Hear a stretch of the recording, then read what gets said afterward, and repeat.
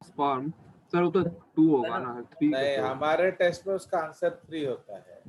ये तो sir NCERT आपने है ना, बताया था, और बोला ये एनसीईआरटी में एनसीईआरटी 2 में 3 होता होता है, है, एनसीईआरटी में 2 होता है। क्योंकि हमारा तो मैंने आपको फोटो में ही 3 दिखा दिया है, तो जो नहीं दिखाएगा यस वो जबरदस्ती बोलेगा।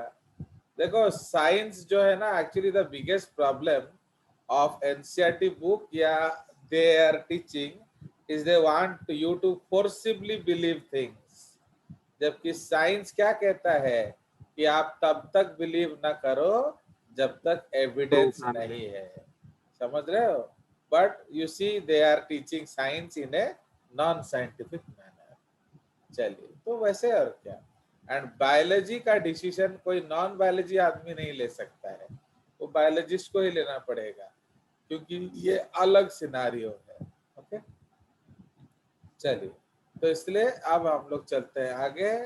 तो जो बाइनरी फिशन है, तो हमारा 2 डॉटर और सेल्स बनेगा, बट सिंस अब आपका पेरेंट नहीं बचता है, इसलिए हम उसको इंडिपेंडेंट ऑर्गेनिजम्स बोलेंगे, समझ रहे हो? तो इसलिए there is no more parent, parent cell is gone, तो इसीलिए हम लोग the parent cell does not exist anymore, समझ रहे हो? तो इसीलिए हम लोग उसको क्या बोलते हैं, दैट वो इंडिपेंडेंट डॉटर ऑर्गेनिजम्स। तो ये देखा जाता है अमीबा में। तो अमीबा में क्या होता है, irregular binary fission. What does irregular binary fission mean? कि उसका जो डॉटर सेल्स है उसका शेप साइज सब इर्रेगुलर होगा या इर्रेगुलर प्लेन में कटेगा। यूग्लिना लॉन्गिट्यूडिनल बाइनरी फिशन, समझ रहे हो? तो यूग्लिना में आपका यूग्लिना पैरामीशियम एंड प्लेनेरिया में आपका ट्रांसवर्स एंड सेराटियम में आपका ऑब्लिक फिशन होता है, ठीक है? तो इर्रेगुलर बाइनरी फिशन का मतलब किसी भी प्लेन में फिशन हो सकता है, यूग्लिना में लॉन्गिट्यूडिनली होता है, ओके? पैरामीशियम एंड प्लेनेरिया में ट्रांसवर्स बाइनरी फिशन होता है, ट्रांसवर्स मतलब पैरेलल टू ग्राउंड, एंड सेराटियम में तिरछा या ऑब्लिक, ओके? तो ये आपका अलग अलग टाइप ऑफ फिशन हो गया, ठीक है? तो what is binary fission again? तो binary fission means production of 2 daughter organisms. अगर मल्टीपल फिशन होगा तो बोलिए more than 2 daughter more than 2 organisms, production of cell. ठीक है? तो अगर सिंगल डॉटर ऑर्गेनिज्म है तो उसको हम बोलते हैं क्या, उसको बोलते हैं बाइनरी। एंड अगर बाइनरी मोर देन 2 होगा तो उसको हम लोग बोलेंगे क्या, मल्टीपल फिशन, मल्टीपल ठीक है? फिशन। तो इसीलिए इसको हम लोग बाइनरी मल्टीपल फिशन बोलेंगे नाउ। तो इसलिए अब मल्टीपल फिशन को हम लोग नाम क्या देंगे, नंबर क्या देंगे, B. So in this process, the parent body divides into many daughter organisms, ठीक है? By fission, by fission, तो उसको हम लोग मल्टीपल फिशन बोलेंगे। उसके बाद द नेक्स्ट टाइप इज प्लास्मोटोमी। तो प्लास्मोटोमी का मतलब क्या है, साइटोप्लाज्म को काट काट के बांटो, तो दैट इज कॉल्ड प्लास्मोटोमी। तो ये हमारा मल्टीपल फिशन है, ये प्लास्मोटोमी है, फिर ये बुडिंग है, बुडिंग। तो बुडिंग हमने देखा था 2 तरह का होता है, कौन कौन सा, एक्सटर्नल एंड इंटरनल। तो ये बुडिंग है नाउ, तो समझ रहे हो? तो प्लास्मोटोमी में क्या होगा, it is the division of multinucleated parent.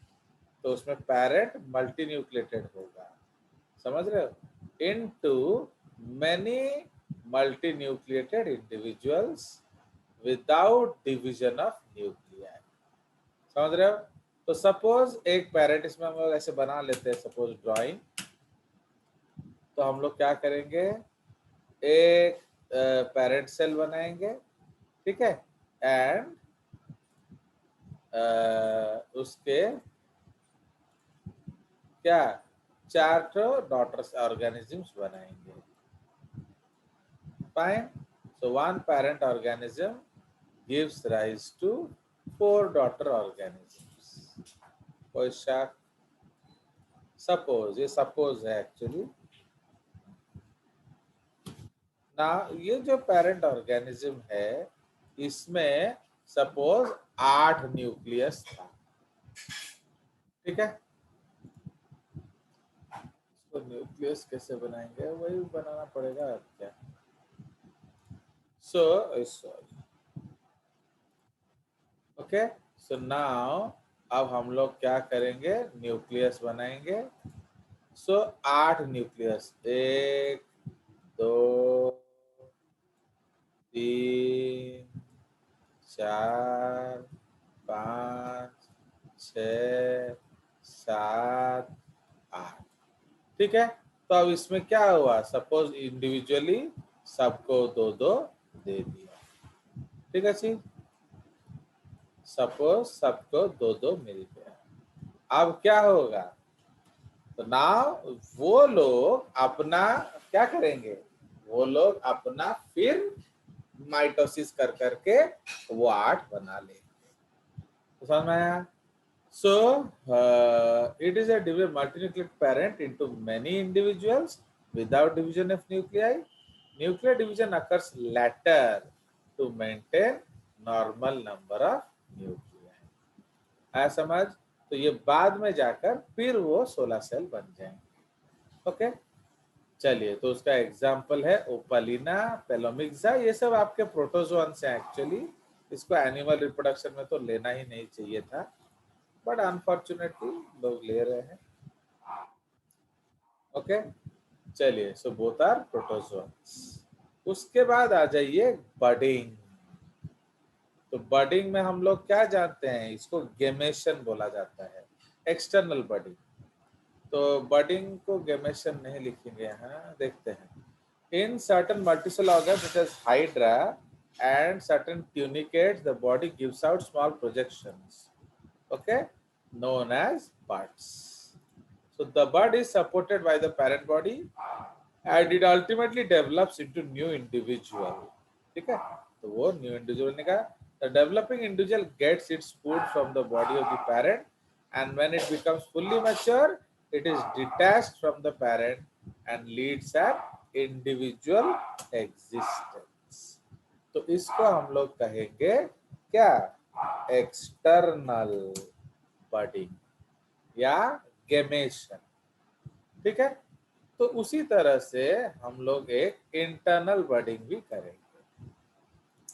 तो इंटरनल बडिंग किस में होता है बताइए, इंटरनल बडिंग किस में होता है, Sponges. Sponges. Spongula. So that is called gemmulation, है कि नहीं. तो इसीलिए इसको भी थोड़ा कॉपी कर देंगे ऐसे. सो इन सर्टन, ये गेम्यूलेशन है. तो in certain multicellular organisms such as spongilla. Okay, what are spongilla, they are porifera. Okay, तो poriferans. So in certain multicellular spongilla they develop internal buds. Okay, they develop internal buds known as gemmules. Okay, known as gemmules in unfavorable conditions. ठीक है, वो gemmules बना लेते हैं. So they develop internal buds known as gemmules in unfavorable conditions. Now these buds are released outside the body. Okay, these buds are released outside the body इसमें क्या मिलेगा आपको? What do you find in the gemmules? याद है? सोच के बताइए। What will you find in the gemmules? Spores. बताओ बताओ बताओ, क्या है उसका नाम, क्या है उसका? थोड़ा रिकलेक्ट करिए taxonomy.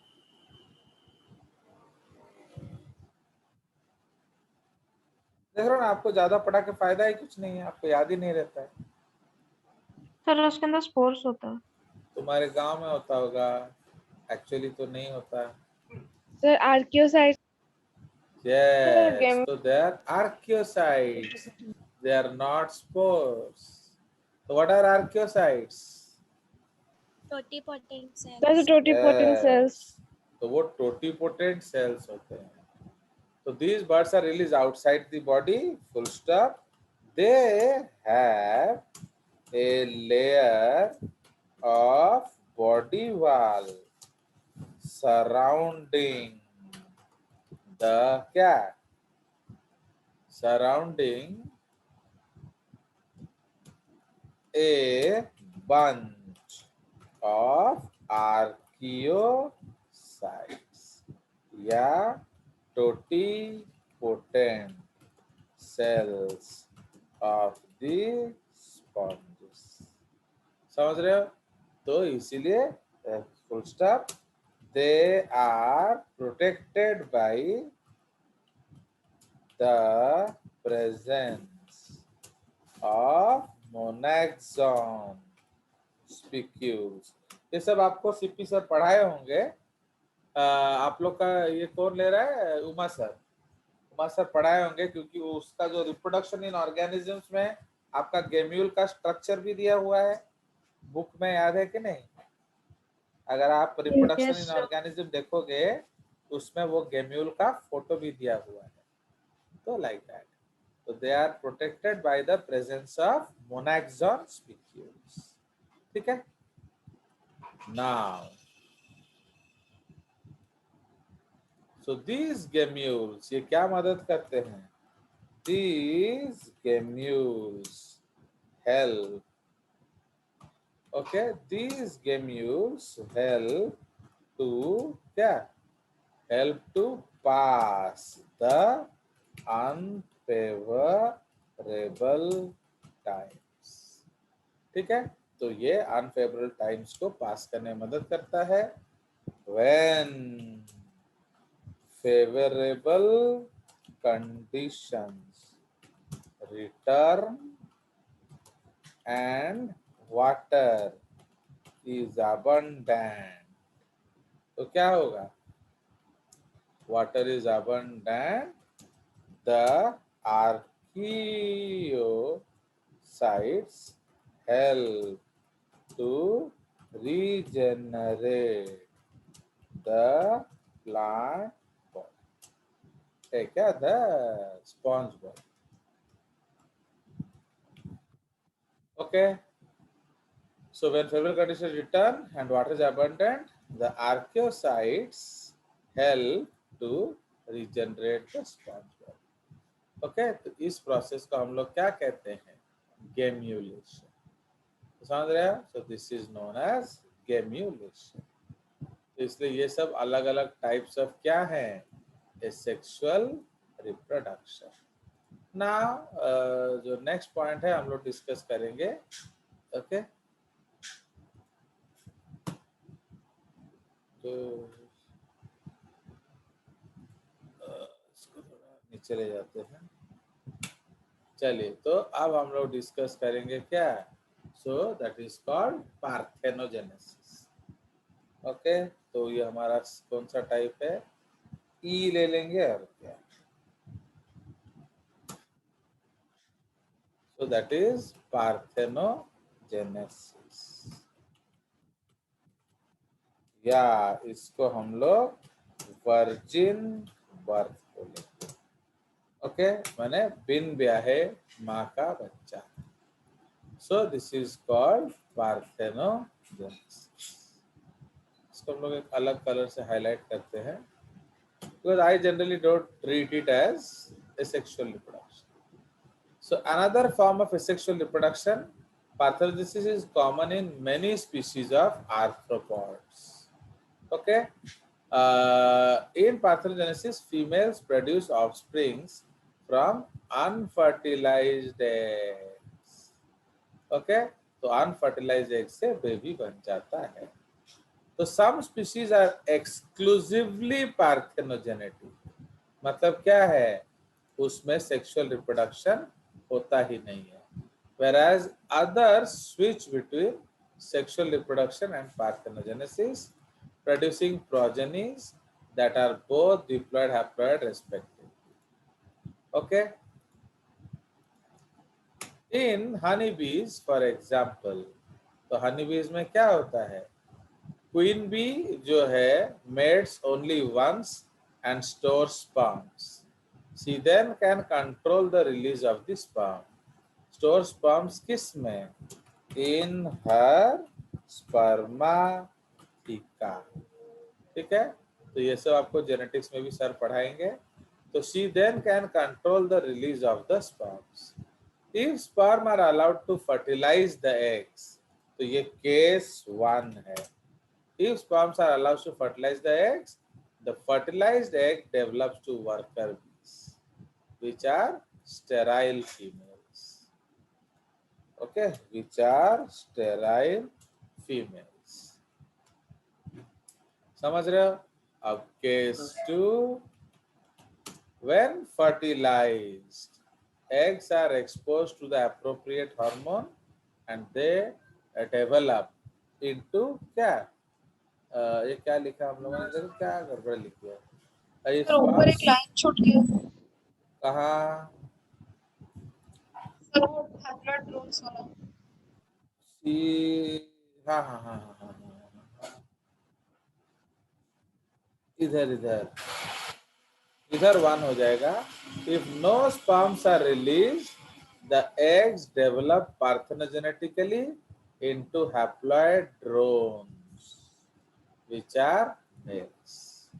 Okay, if no sperms are released, okay, the eggs develop parthenogenetically. Bracket में लिख सकते हैं क्या? ब्रैकेट में लिखेंगे without fertilization, okay, into haploid drones. तो उसको हम लोग क्या बोलते हैं? ड्रोन्स. तो मेल्स को बोला जाता है drones, which are males. Okay, case 2, if sperms are allowed to fertilize the eggs, the fertilized eggs develop into worker bees. ये now when fertilized eggs are exposed to, ये case 3 है, exposed to appropriate hormone, कहाँ मिलता है ये? Found in royal jelly. Found in royal jelly. Okay, they will develop into queens. तो queue कब बनेंगे?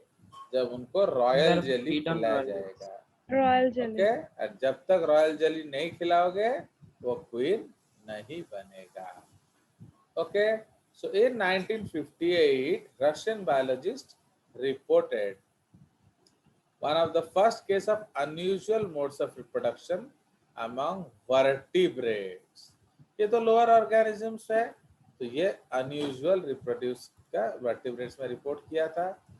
He observed that some population of small lizards of genus Lacerta, तो उसको हम लसरटा कहते हैं, तो इसका नाम है लसरटा सैक्सिकोला आर्मानियाका. ओके, तो ये है कम से कम. तो दीज आर दी, इसको क्या कहते हैं हम लोग? Caucasian rock lizard. इसका कॉमन नेम है कॉकेशियन रॉक लिजर्ड. समझ रहे हो? सो वेर एक्सक्लूसिवली फीमेल्स, वो सिर्फ फीमेल्स थे. And he suggested that these lizards could lay eggs that were viable even if they were not fertilized. ठीक है? So in other words, they are capable of asexual reproduction in the absence of sperm. तो जिसको ए type of parthenogenesis कहते हैं, जिसको हम क्या बोलते हैं? Thelytoky. Okay, so when female produces female, that is called what? Helitoki. Teletopy. So female produces क्या? Produces female. Female. So only इसको कहते हैं हेलीटोकी. समझ रहे हो ना? Yes, sir. उसी तरह ये जो हैप्लॉइड ड्रोन बना, किधर चला गया drone? So this is an example of क्या? Arrhenotoky. Okay, so that is production of males.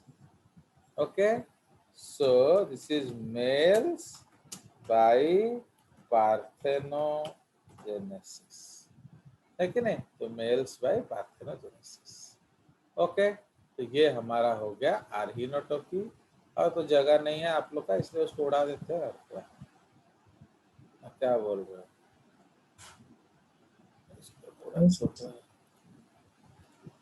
तुम लोग को पढ़ा के फायदा कुछ नहीं है ना, लोग तो फिर भूल जाओगे. इसीलिए यार ये ड्राइंग दुखी कर रहा है. चलो इसको सिलेक्ट कैसे किया जाए?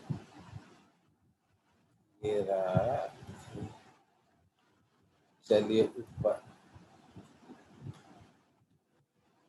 इसको दुखी कर रहा है.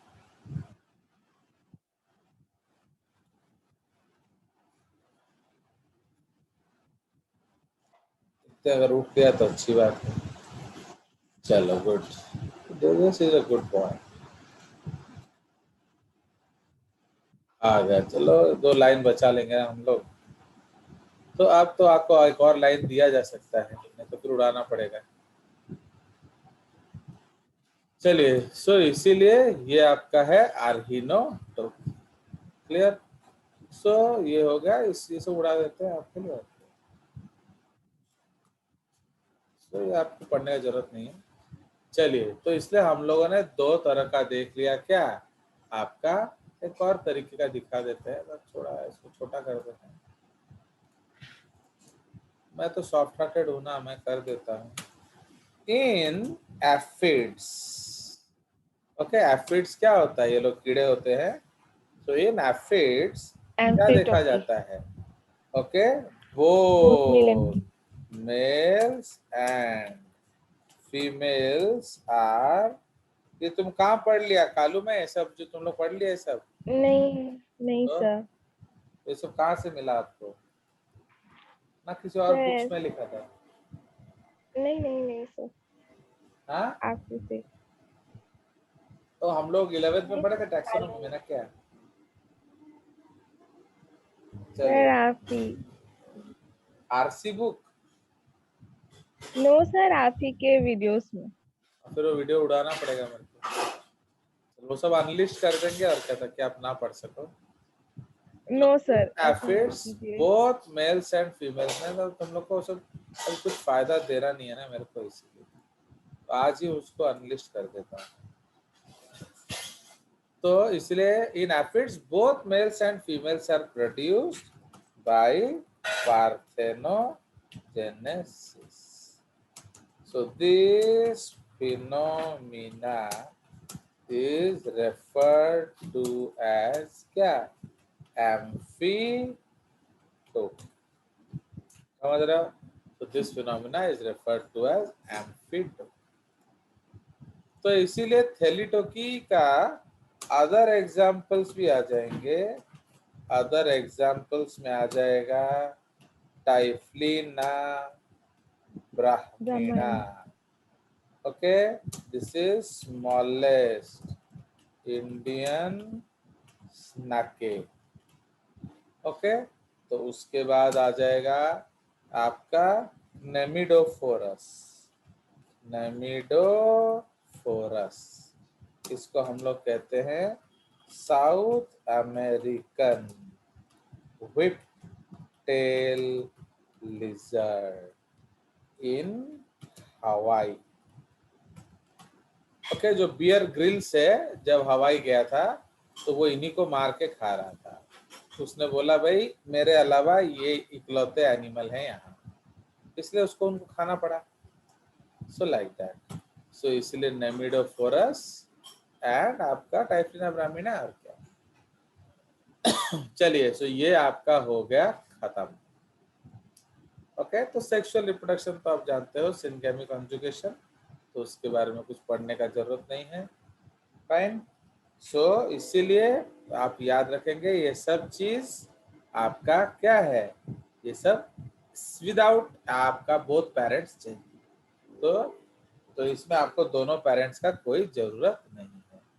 With the some feature exclusively parthenogenetic हुआ। So this is all about our reproduction. ठीक है, तो ये सेक्सुअल रिप्रोडक्शन हो गया। कॉन्जुगेशन और आपका जो ये आप जानते हैं, तो that is called sexual reproduction. Okay, चलिए, तो अब हम लोग का कुछ पूछना है तो पूछ सकते हैं डाउट्स, बिकॉज आपका जो ह्यूमन रिप्रोडक्शन या animal reproduction topic is over. Okay, तो आपको डीपीपी भी मैंने भेज दिया था, वो सारे कर लिए आपने? All questions? यस सर, तो आप जो नहीं हुए थे वो हो जाएंगे। आपका डीपीपी खत्म Yes, हो sir. गया और आपका दो टेस्ट ले लिया गया। तो इसका मतलब Yes. मैंने आपको जो माइक्रो प्लान में दिया, ऑल ऑब्जेक्टिव्स आर फुलफिल्ड। कोई शक? इसमें कुछ No, कहना sir. है? हाँ, तो इसीलिए कल से हम शुरू करेंगे एम्ब्रियोनिक डेवलपमेंट। तो अगर आप लोग बता पाए कि हम कहाँ से लाएंगे प्रोजेस्टेरॉन या कॉर्पस लुटियम को कैसे बचाएंगे, तो थोड़ा ज्यादा पढ़ लेंगे। अगर आप नहीं बताएंगे तो थोड़ा कम पढ़ लेंगे, क्योंकि आपको ज्यादा पढ़ के तो फायदा कुछ है नहीं, आपको याद तो रहता नहीं। तो कैसा लगा मेरा न्याय, बताओ? यू लाइक माई न्याय और नॉट? प्रत्याशा बताइए। देखो, आप फिर बताओगे नहीं तो फायदा कैसे, मुझे कैसे पता सर चलेगा? क्या बोल सर न्याय आप मतलब मैं अच्छा गुड किंग हूँ कि नहीं, गुड न्याय हुआ कि नहीं मेरा? अब जो भाई कटसी नहीं देगा उसको तो कटसी वापस नहीं मिलना चाहिए ना, तो इसीलिए कैसा लगा मेरा न्याय? सर अच्छा लगा। Very good. तो इसीलिए अब हम लोग पढ़ेंगे सेक्सुअल रिप्रोडक्शन। बता देता हूँ क्या है, उसको छोड़े। सेक्सुअल रिप्रोडक्शन, तो इन सेक्सुअल रिप्रोडक्शन क्या, टू parents